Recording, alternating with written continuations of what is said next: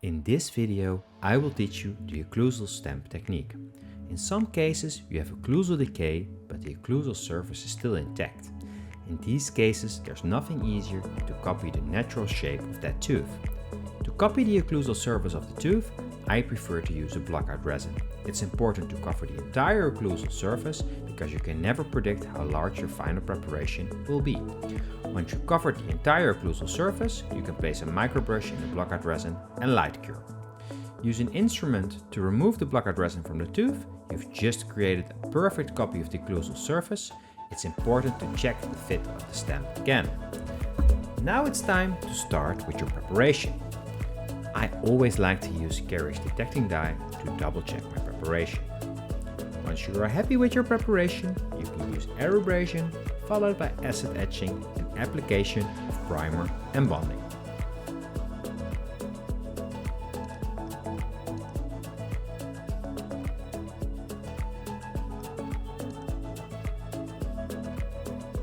Now we have some time to dig deeper into this technique.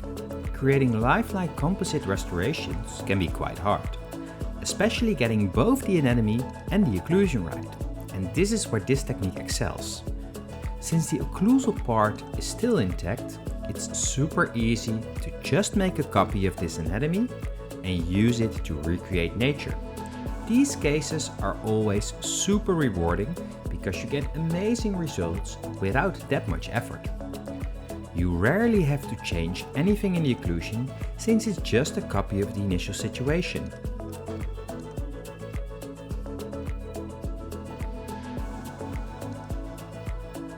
Of course, this technique is not suitable in every situation. It only works when we have an intact occlusal morphology.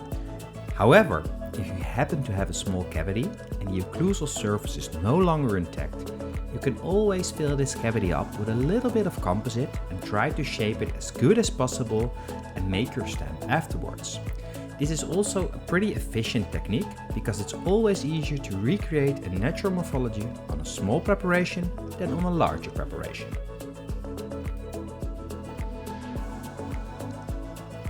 Apply a thin layer of flowable and light cure. I like to use my LM Arte Fissura to move the flowable around and get an even and smooth surface. To apply my first layer of composite, I like to use the LM Arte Condensa to get an even and smooth surface. I always use a dry microbrush afterwards to level out the surface even more. Why is it important to check your stamp right after the first layer and before light curing? Sometimes the fissures can be quite deep, and if you are unaware of this, you might end up in a situation where your first layer is already too high and your stamp won't fit anymore. That will be a shame because you cannot use the stamp in that situation and you would have to go back to manual layering.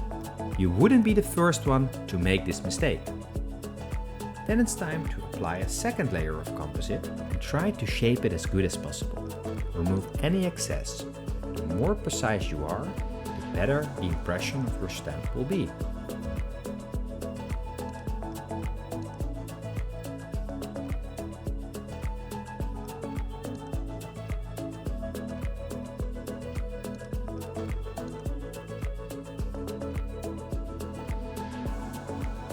Apply the stamp onto the tooth. Use an instrument to push it in place.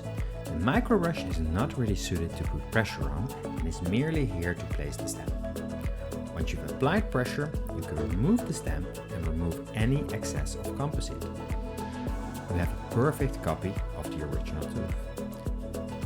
Whenever I'm doing direct composite restorations, I always like to shape my composite as good as possible when it's still soft.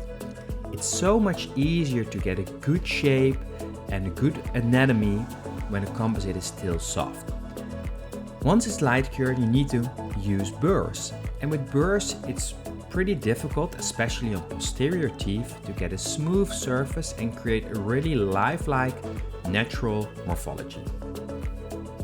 For hyperrealism, you can apply a bit of fissure characterization and light cure again.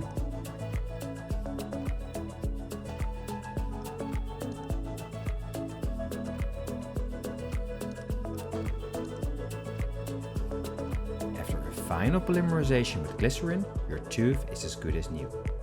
The best part, you have the most realistic fissure pattern and you don't have to make any corrections in the occlusion.